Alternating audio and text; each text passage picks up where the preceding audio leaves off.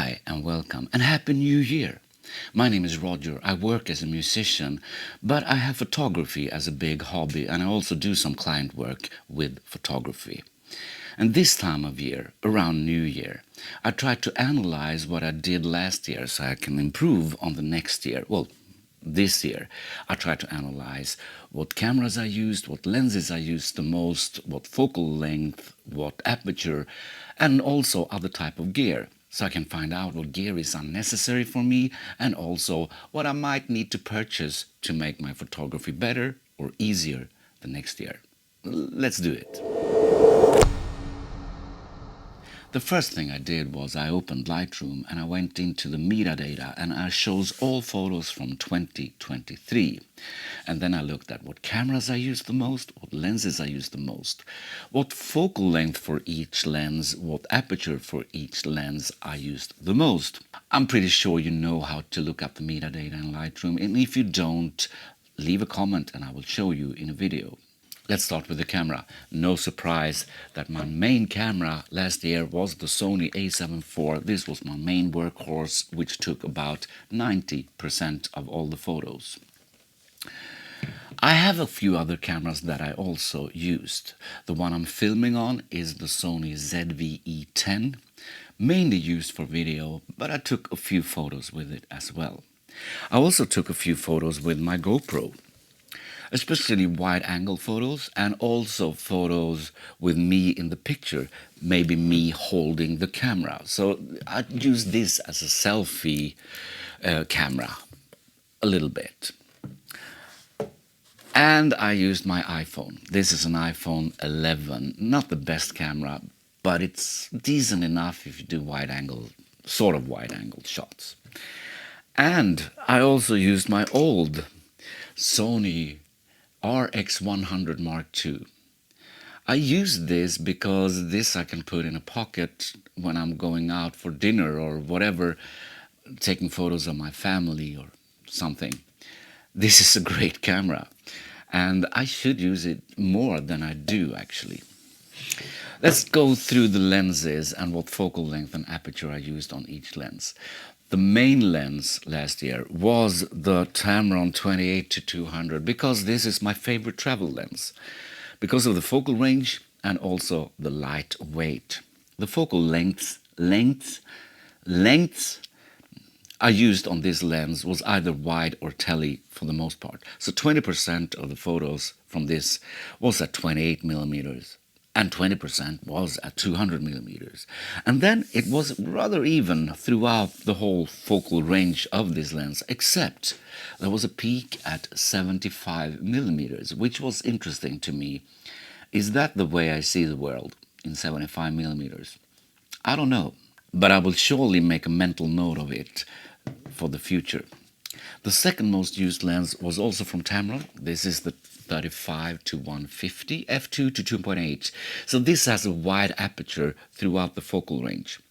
And this I use mostly for client work and also when I take pictures of people because of the wide aperture. No surprise for me that the most used focal ranges on this lens was from about 75 millimeters to about 120 millimeters, because that is my favorite focal range for portraits, for taking photos of people. And the aperture on this was most often as wide as I could go. But 90% of the photos was as wide as I could go on this lens. My third most used lens, which I thought would be my second most used lens, but it was my third, is also from Tamron.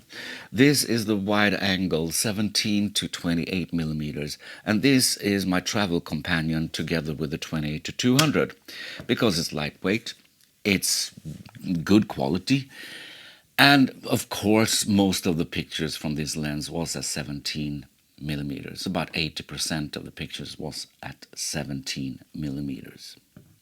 Then I have a couple of more lenses which I used but not as often as I thought. One is the Viltrox 85 millimeters 1.8.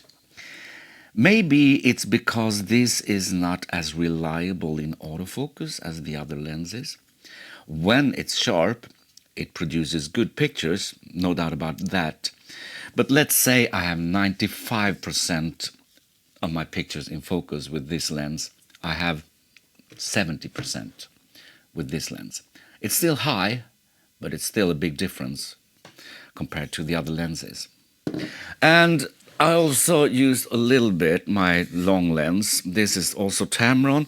This is the 150 to 500 millimeters. And I didn't use this as much as I thought. And I should probably use this more because it's a very good lens. Maybe it's because it's heavy. I mean, it's not heavy for being a long lens, but it's heavier than the other lenses. Maybe that's why I don't bring it as often as I should have. So I will keep that in mind and bring this more often when I'm out shooting. Let's talk location, because I realize I don't take nearly enough pictures of my home city and my home district. I bring my camera when I'm traveling, either for work as a musician or traveling for traveling, and I take a lot of pictures then. But I don't go out so often in my home city and home district to take photos. And I live in a beautiful place, so I should really improve on that and bring my camera out more often where I live. That is a lesson from 2023. I have one other camera that I used a little bit, mainly for video, and that is the DJI Pocket 2.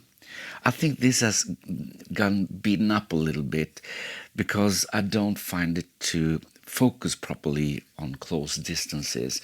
It's still a good camera, and I think for a small action style camera, the audio is very good on this. It's in stereo, which not many cameras have.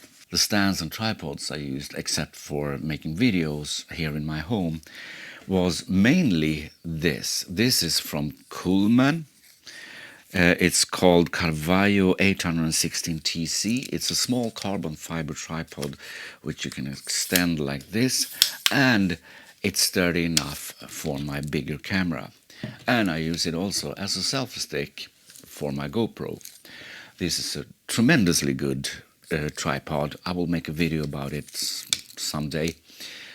But I changed the ball head for a Ulanzi ball head because it has a cold shoe, so I can attach microphone or light or what have you on it. My travel tripod I used a bit. This is the Sure, I think it's called 5C or something. Very lightweight, only 1 kilo. Really good travel tripod.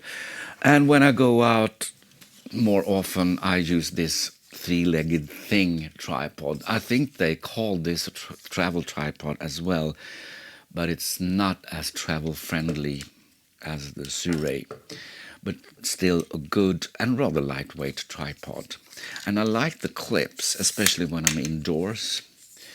When I'm outside, I like these better because I can use gloves and still be able to make the tripod longer or shorter. And I bought this 2023, and this was maybe my best purchase 2023. This is the Platypod. I put the Coolman ball head from this tripod on this Platypod, and it's tremendously good. I can just attach my camera like this,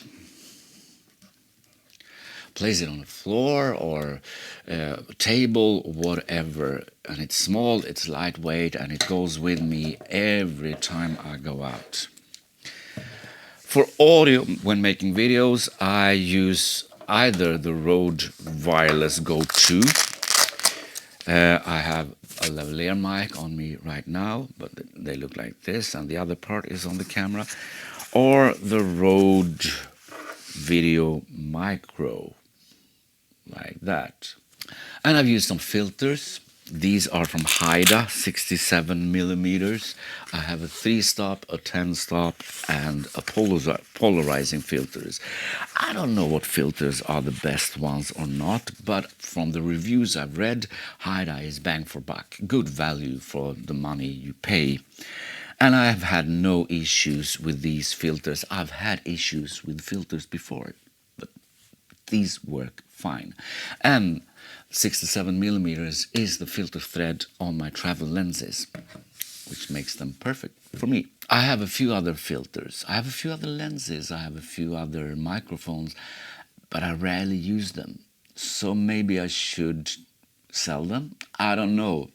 That is one thing why I'm analyzing this, to see what gear I can get rid of and what gear I might have to purchase. Talking about gear I don't use enough that maybe I should sell, but I don't want to sell them, are my gimbals. This is Zhejun, I don't know how to pronounce it, Weeble 3.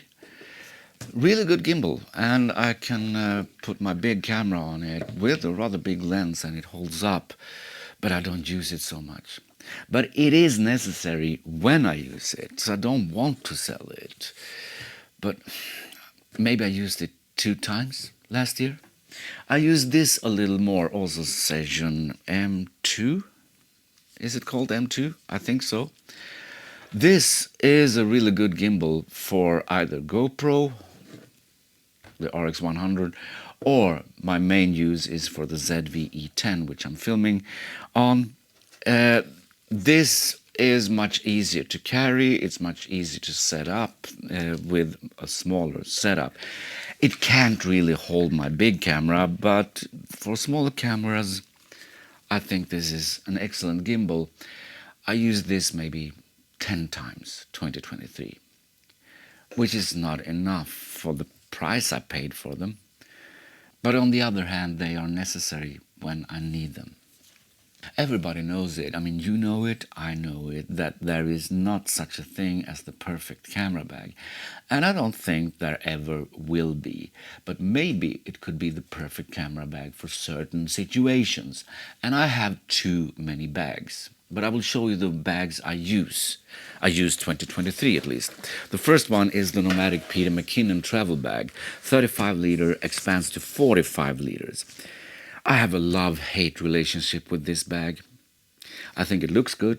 I like it because I can fit a lot of stuff in it. I can put my gimbals inside, full camera setup, video setup, lights, microphones, whatever. But I don't like to carry this around, even if I have just a few things in it. Because I think it's bulky, it's heavy, the zippers are too slow. So I use this when going from A to B. When I'm going for a client work, for example, I can put all the gear inside of this bag and I leave this bag on a table, chair, floor, whatever, there, and then I bring the gear home in this bag. So I use it, but not as a backpack really. A couple of other bags that I have made videos about. First one is this Tamron sling bag, which I think is really good. It fits enough things for going out taking photos. A couple of lenses, camera, Platypod, filters. What you need for a day of shooting. And it's lightweight. It feels good on the body. It annoys me that I don't like it for travel anymore because I can't fit my laptop, I can't fit my iPad. And if you want to have things like headphones, hard drives, it's not big enough. But for walking around in a city, for example, I really like this bag. Another bag that I've made a video about is another Tamron bag, SP01. I like the size of it. I like the size of this bag because it fits what I need for traveling. I can fit maybe 3 lenses, including the one on the camera. I can fit the Platypod filters, battery bank, and so on in this bag. What annoys me is that there are no outside pockets, which means that I have to reach inside of the bag every time I need to take filters out, for example. And I also like that it has a roll top opening, because I can put snacks, I can put headphones, I can, if I purchase a shirt walking in the city on my travel, I can put it here instead of carrying another bag. And then one more bag that I used is this one. It looks like a regular messenger bag, right? And I use it as a messenger bag often. But it has this camera cube thing in it, so I can put my camera in it and walk around rather discreet with the camera. So if I only bring a camera, maybe one extra lens, especially in my home city, I can use this bag. Conclusions of this Analysing 2023. I don't take nearly enough pictures of my hometown and my home region. When it comes to gear, I should purchase a 50mm or an 85mm fast prime because I don't take nearly enough pictures in that focal range. So I need to improve on that. I'm still searching for a camera bag that is maybe 18 to 25 liters, which I can travel with. Otherwise, I'm rather fine with the gear I have. So I need just to take more photos so I can improve my photography. Thanks for watching.